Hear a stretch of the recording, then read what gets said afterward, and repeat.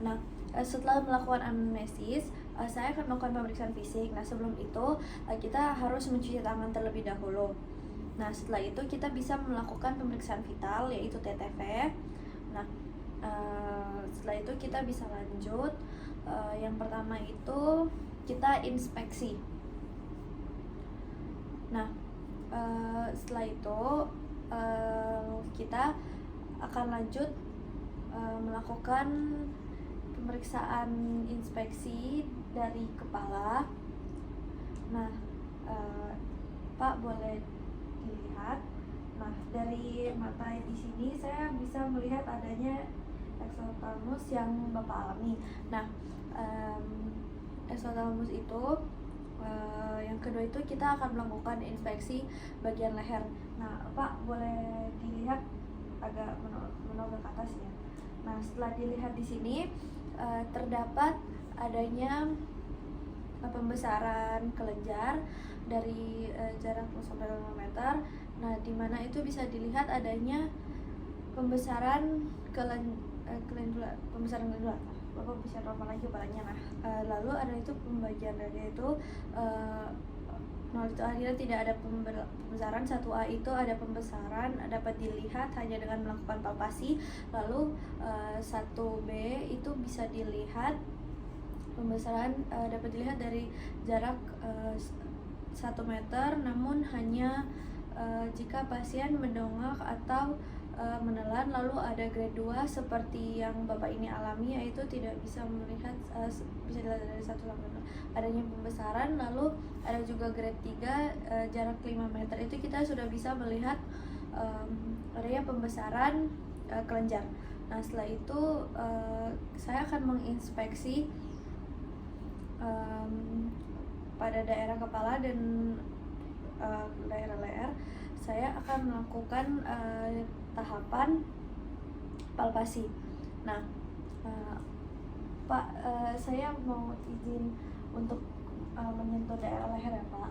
Nah, pertama untuk melakukan palpasi pada leher, pertama saya akan mencari Adam's apple. Nah, setelah melakukan Adam's apple, saya akan menggunakan jari telunjuk dan jari tengah untuk melakukan palpasi di daerah lateralnya. Pak, coba menelan. Nah, jika ada pembesaran dan pembesaran tersebut mengikuti gerakan menelan, maka itu bisa dikatakan sebuah pembesaran dari kelenjar getah bening. Nah, lalu kita akan menentukan batasannya.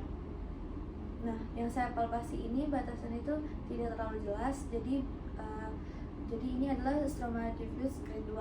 Nah, di mana grade 2 ini saya ulangi sekali lagi adalah pembesaran kelenjar getah bening yang dapat dilihat dari jarak 1 sampai 2 meter. Nah, setelah itu saya akan melakukan pemeriksaan tes apakah Bapak ini mengalami tremor atau tidak. Nah, pertama itu Pak bisa lengannya diluruskan seperti ini. Nah, diluruskan, lalu di kepala dikuatkan begini aja, Pak. Nah, terus kita lihat apakah pasien mengalami tremor atau tidak. Nah, jika pasien di kertas ini di atas pasien itu bergetar, maka ada indikasi adanya tiroid.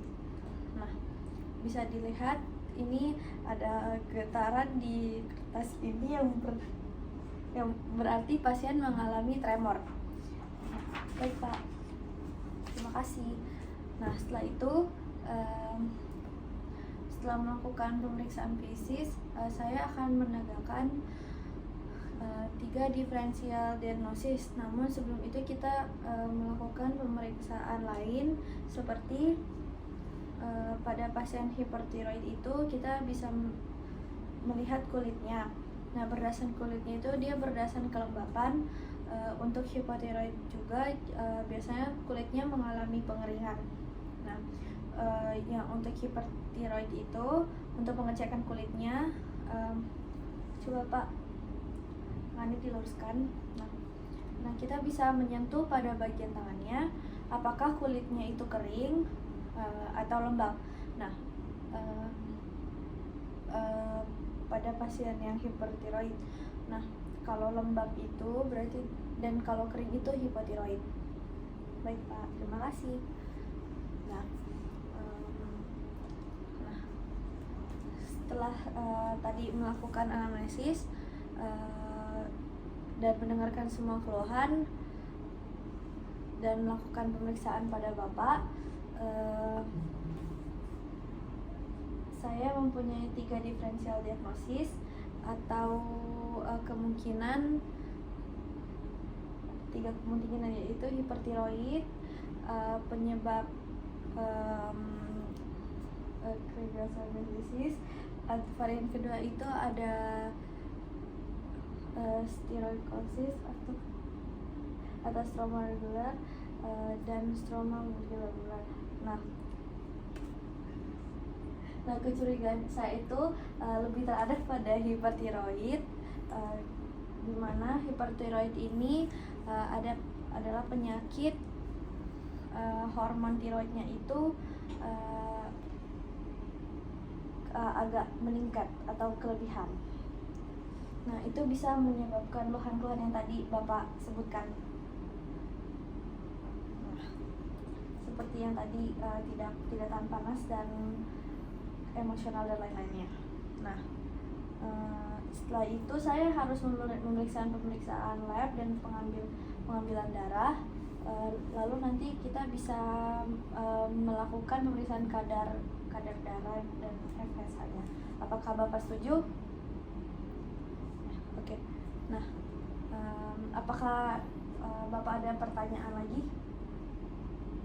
Sudah jelas ya Pak ya? Terima kasih ya Pak. Semoga cepat sembuh.